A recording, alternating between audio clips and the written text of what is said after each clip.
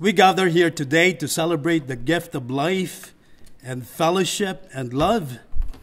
And may the love that is in our hearts, Lord, be a bond that will unite us forever, whatever we may be, and turn our communities, O God, into a safe and secure haven of compassion and healing and love for those who are in need of them.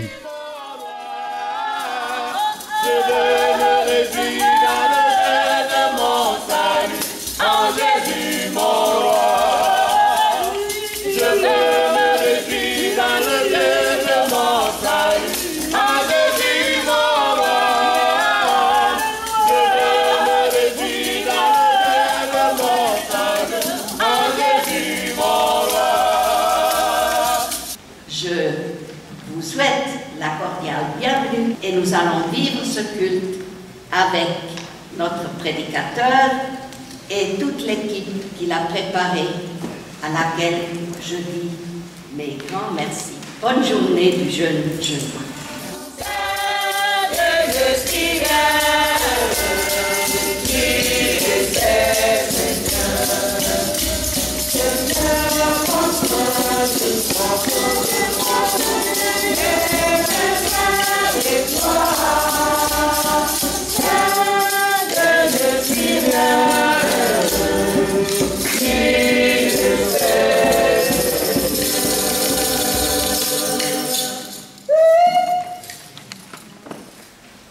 Viens comme tu es, osons en parler. Viens comme tu es. Nous avons tous, un jour ou l'autre, été mal accueillis, n'est-ce pas? Un guichet d'une administration, ça c'est classique. Dans un magasin peut-être, chez des amis, ou même dans une église. Il y a bien sûr l'accueil glacial, on sent qu'on dérange. Il y a aussi l'accueil poli, ça on sait très bien faire. Un sourire forcé. Il y a l'accueil hypocrite. On sent que quelque chose va se passer après. Et puis, il y a le non-accueil. Porte fermée, renvoi, paroles difficiles, dures. Le fait est, on se sent mal accueilli parce que justement, chacun espère secrètement, quelque part, être attendu, être espéré, être apprécié, être aimé, respecté. Et que ceci se lise dans le regard, la main tendue, la porte ouverte de celui ou celle qui nous reçoit. Alors quand le décalage est trop grand entre l'attente et la réalité, il ne reste plus qu'un sentiment de déception, d'humiliation, de rejet, voire de colère.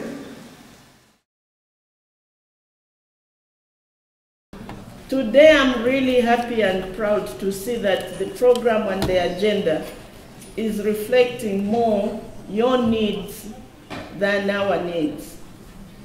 To me, it translates to mean you are owning this process and directing it in the way that is most helpful and beneficial to us as well as a community of migrants in the church.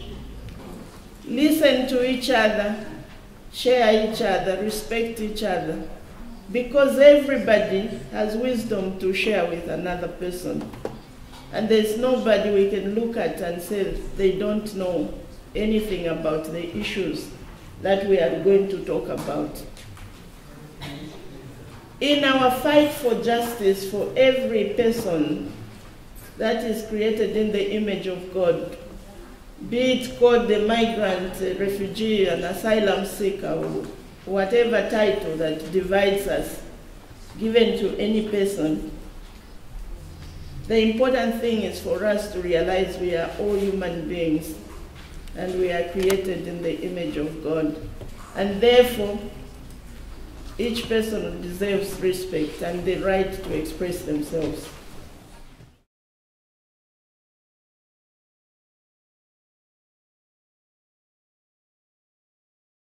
L'Évangile nous exhorte, nous interpelle, nous amène à traduire le message de l'Évangile dans notre vie quotidienne.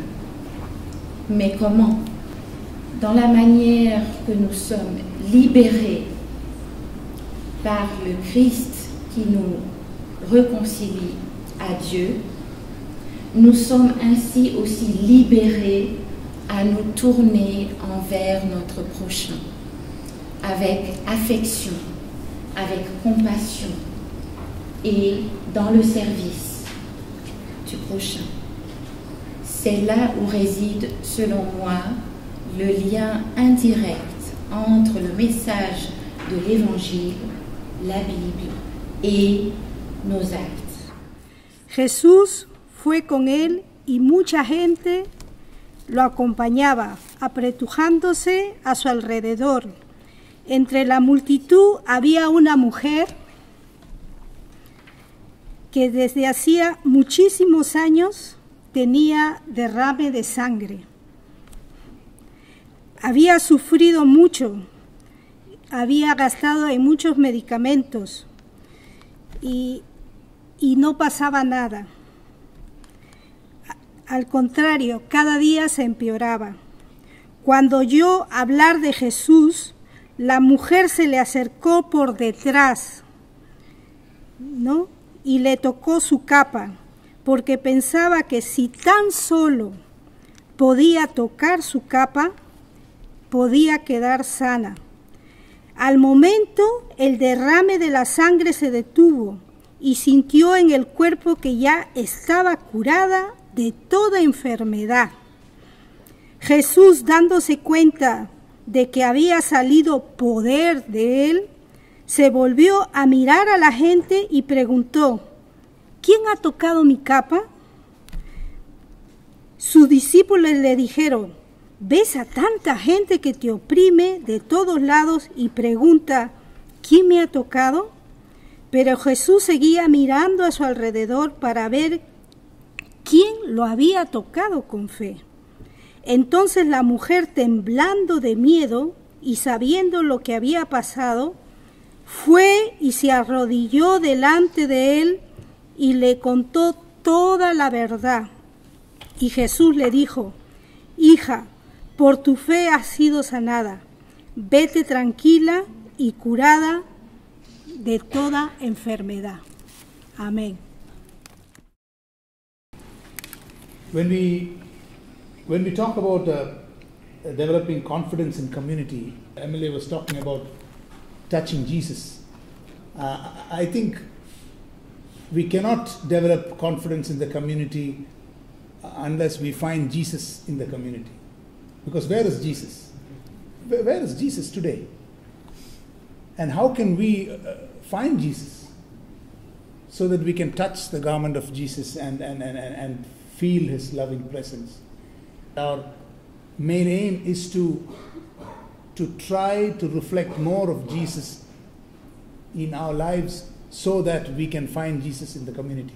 We need to have a vision of a community that is trustworthy, that is sacred, that is secure, that is reflecting Jesus. If we do not have that vision, then we do not make the journey.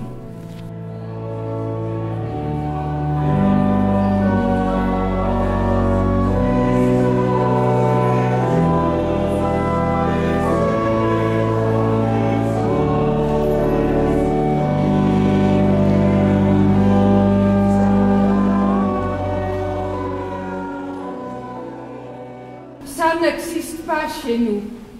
Vous n'êtes pas là. Je ne vous vois pas, donc vous n'êtes pas là.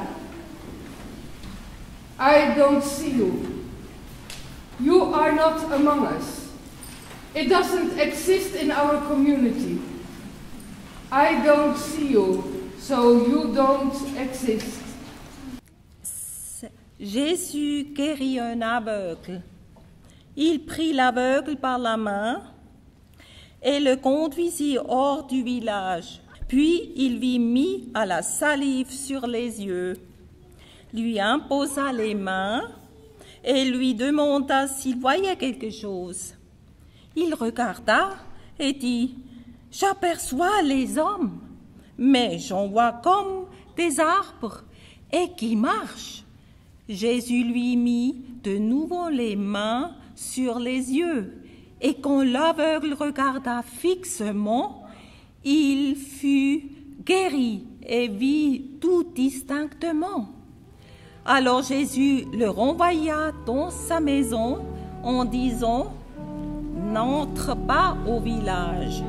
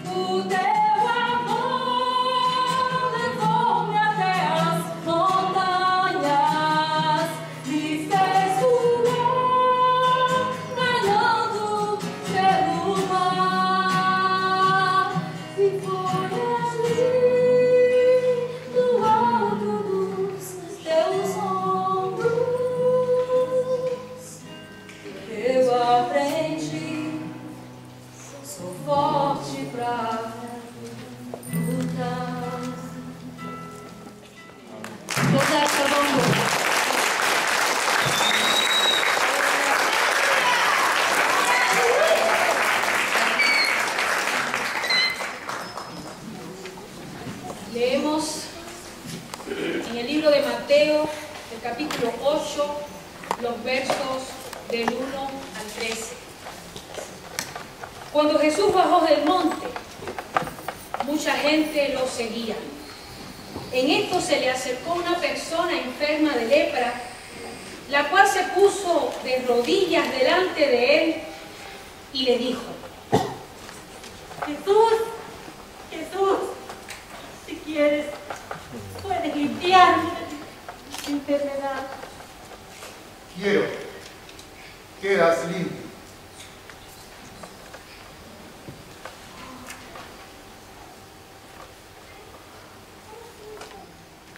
Pero, mira, no se lo digas a nadie. Solamente ve y preséntate al sacerdote. Lleva la ofrenda que ordenó Moisés para que conste ante los sacerdotes.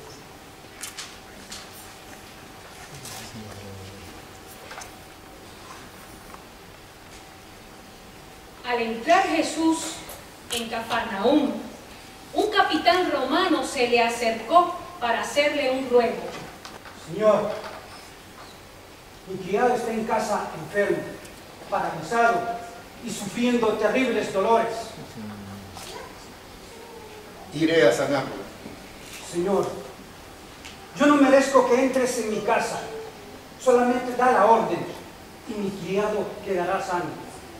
Porque yo mismo estoy bajo órdenes superiores y a la vez tengo soldados bajo mi mando. Cuando le pido a uno que vaya, él va. Cuando le pido a otro que venga, él viene. Y cuando le pido a mi criado que haga algo, él lo hace. Les aseguro que no he encontrado a nadie en Israel con tanta fe como este hombre. Y les digo que muchos vendrán de Oriente, de Occidente, y se sentarán a comer con Abraham, Isaac y Jacob en el reino de los cielos. Pero los que deberían estar en el reino serán echados a la oscuridad de afuera. Entonces vendrán el llanto y la desesperación. Vete, hijo, a tu casa y que se haga tal como tú has creído. Gracias. En ese momento, el criado quedó sano.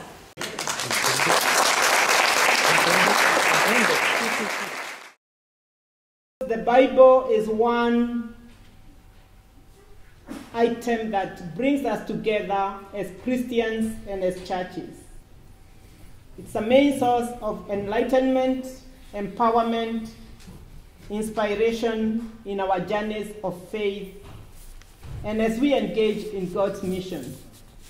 And that's how we started this morning, to be reminded how powerful the Bible can be when it's read within a particular context. Today we know that HIV and AIDS has been one of the major life-threatening diseases and conditions in our time. We have also come to appreciate that sexual gender-based violence is another area in our lives where our lives are destroyed, dignity is taken away from us, and we have come as people of faith, as Christians, to turn to parts of the Bible to help us navigate through these difficult illnesses and tragedies in our lives. We are living at a time in some context of unthinkable, unspeakable suffering and needless death, which has become a way of life for some people. And it's in this context where we have found priests, pastors, leaders in our communities functioning either as gatekeepers or channels of healing and fullness of life. You can be a gatekeeper as a leader. When that person comes to you, you look at them and decide you will not let them in. You will not let them experience the healing power of God.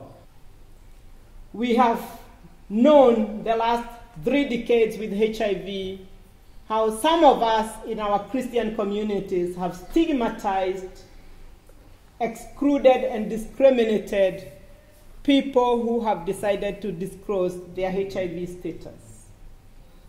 That's another example of a gatekeeper when we begin to say, after all, she has had so many men in her life, no wonder she is HIV positive.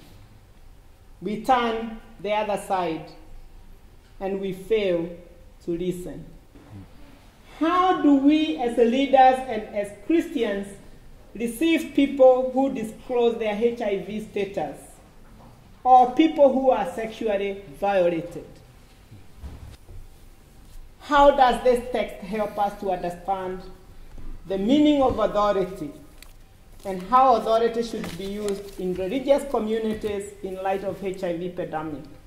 What can priests, pastors, and local lay leaders do within our congregations to empower Christians to become channels of healing and fullness of life?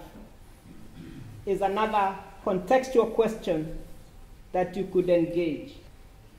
I thought we needed not just to hear from the woman who comes and touches the cloak of Jesus, or the leper who comes and asks Jesus, "Do you choose to heal me?" I thought we should also hear from a centurion who knows how powerful he is, but he uses his power and authority in the right manner.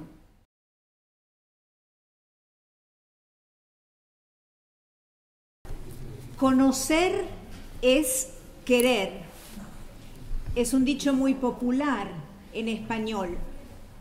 Es cierto que cuando no conocemos, muchas veces tenemos miedo porque no sabemos qué pasa con esa situación o qué es, quién es esta persona. La falta de conocimiento generalmente nos trae inseguridad, miedo, temor, nos desestabiliza y siempre la falta de conocimiento nos lleva a tomar decisiones desinformadas, decisiones que muchas veces pueden ser erróneas, equivocadas. La World YWCA o Les Unions Chrétiennes Féminines Mondiales.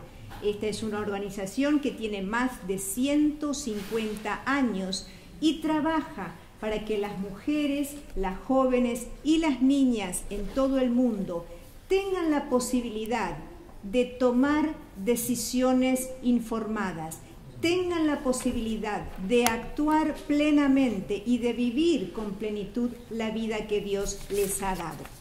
Uno de estos materiales es este librito llamado Si hubiera callado.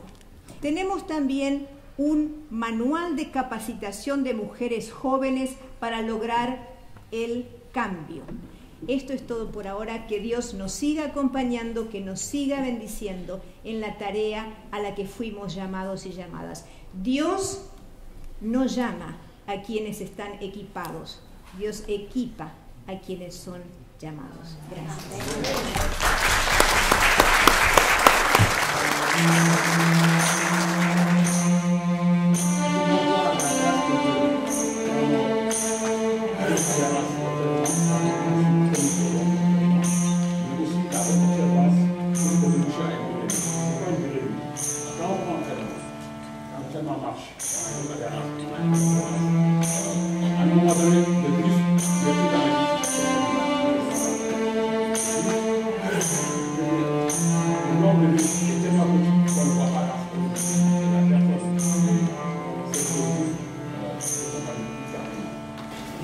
Seringue, tout simplement, elle a été infectée.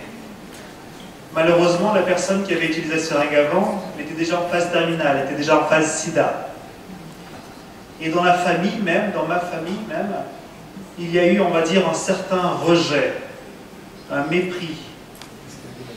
Elle n'avait plus une identité. On ne l'appelait pas par son nom, mais on l'appelait par, c'est la sédaïque de la famille. Et ce qui était triste d'ailleurs. Donc cette étape-là est très importante, la révalorisation de la personne en elle-même, parce que on fait de tout pour plaire aux autres, mais malheureusement, il suffit qu'on fasse tout simplement, on rate une marche et pouf, la représentation de la personne tombe à l'eau. Donc nous, au contraire, on a eu la joie de l'aider, la joie de la soutenir, de l'accueillir, la joie de la revaloriser, et un jour, elle a tourné la page.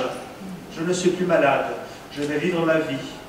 Et à nouveau, elle a commencé à marcher dans la rue, dans la famille, à faire les courses, à manger, à pratiquer du sport, la lecture, etc. Et du coup, elle a pris du poids.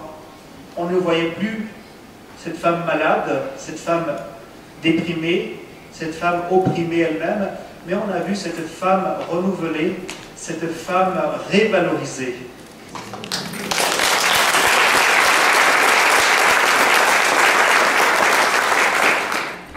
My name is Christine Greenaway. I'm responsible for communication with the World Communion of Reformed Churches, which has its offices here in the Ecumenical Center. It is a center of encounter, it is a center of reflection, and it is a center of moving into action. And so I want to talk to you about two resources that may help us in that.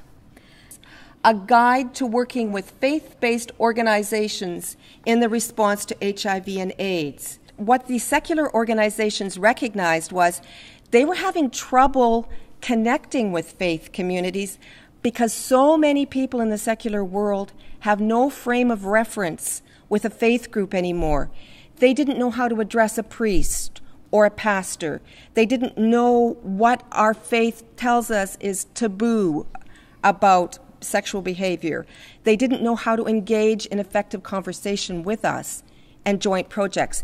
And so I was one of the co-authors of this guide that is intended to help people connect secular and faith groups to work together. But the resource that I think is much more useful for you this afternoon to know about, it's called Exploring Solutions: How to Talk About HIV Prevention in the Church. It's for people like me, it's for people like you, who may want to walk out of here this afternoon with an idea of how you can start talking about this incredibly difficult conversation in your own congregation, or how you can continue talking about this incredibly difficult subject in your congregation. It's difficult because it involves, in many cases, talking about sexual behavior in ways with which we are not comfortable to talk in the church. It involves talking about drugs that are being taken illegally. We don't like to talk about that in the church either, unless it is to judge. But what we are being called by Jesus to do is to be compassionate, to be caring, to be comforting, and to be healing. Let us all pray. Our Almighty God and gracious Heavenly Father, you sent your Son to live and dwell among us. May the power of your presence bless this moment of our going to Saint Gervais. Bless us, O Lord, protect and keep us in your arms as ambassadors of Christ. For this we pray in Jesus' name. Amen. Amen. God bless all of you.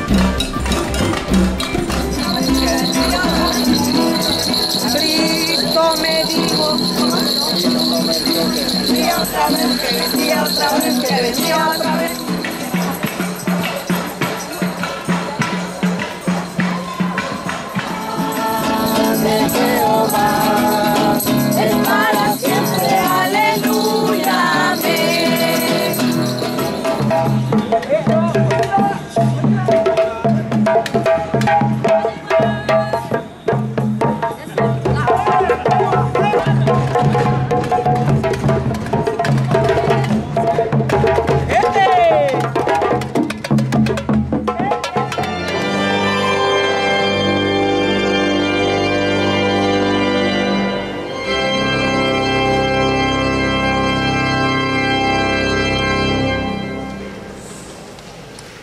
Bienvenue. Inquaibdham mezzacum, newongo. Bienvenidos. Saya benvindo. Ma burai kayo. Benvenuti. Et pour tous les autres, welcome.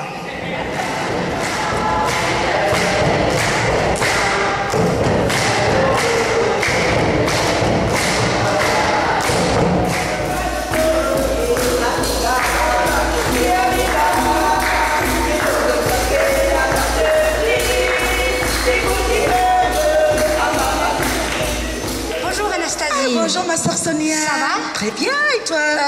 On se fait la bise. Oui, on se connaît. On se connaît, voilà. 3. Voilà, comme à Genève. Mais au Cameroun, c'est d'abord avec le regard. Au loin, quand ma sœur Sonia arrive, je l'accueille déjà avec mon sourire. Ah, ma sœur Sonia! Je crois qu'au Canada, on se fait un hug.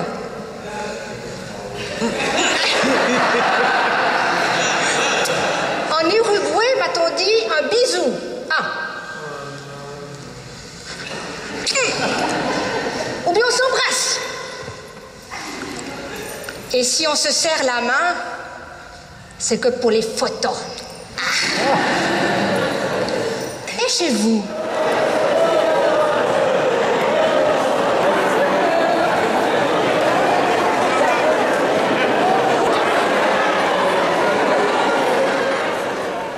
Toucher quelqu'un répond à des codes culturels très précis et chaque culture a les siens. Dans un ascenseur, par exemple, on est tellement serré que l'on évite de se regarder et puis si on se touche, on s'excuse. Jésus touche un lépreux qui avait une maladie de la peau. Personne n'avait le droit de faire cela. Il est impur. Alors pour nous, c'est difficile de comprendre ce que c'est que la pureté ou l'impureté dans la Bible. Ce sont des coutumes, des lois, des façons de faire et de croire du peuple des croyants juifs.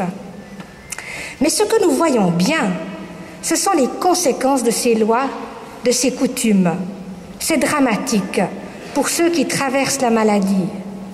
Et Jésus le sait bien.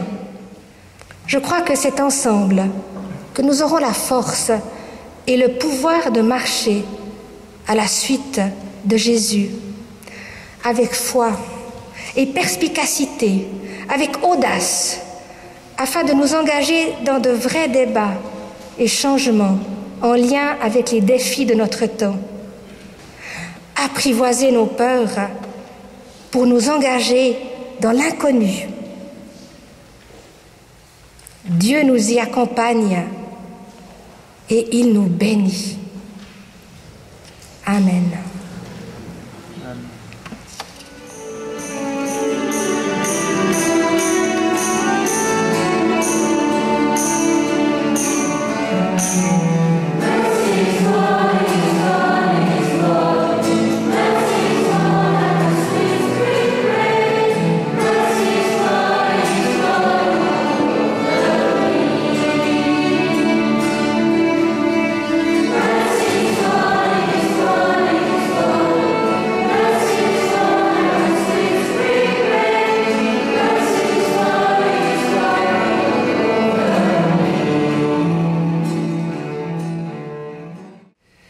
Que Dieu Tout-Puissant et miséricordieux vous bénisse et vous protège, le Père, le Fils et le Saint-Esprit.